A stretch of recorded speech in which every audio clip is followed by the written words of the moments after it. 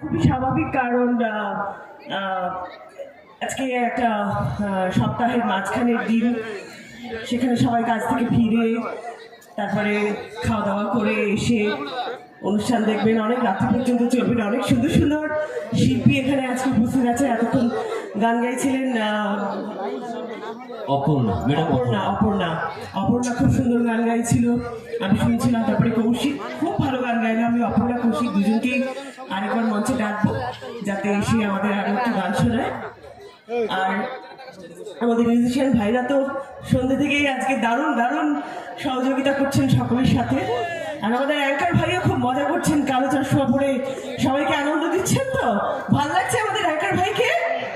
হ্যাঁ, একটু বলো কেমন লাগছে, একটু জোরে বলো, তাহলে ও আর একটু উৎসাহিত বোধ করবে। কি একদম, আপনি আসছেন মানে উৎসাহ ভাব হবে না। হ্যাঁ, তো তুমি কিছু বলো। আমি তো বলেই যাচ্ছি, এবার তো আপনার কাছে শুনবো আমরা অনেক কিছু। সে তো আমি তো বলবোই, আমি নাকি নাকি আচ্ছা, এখন আমি বলবো না নায়িকা বলবে? কে বলবে? কে? না না, তাহলে বলতে হবে তুমি বলবে বলবে আমি শুনবো। বাবা, গান তো কি মনে পড়ে যায়।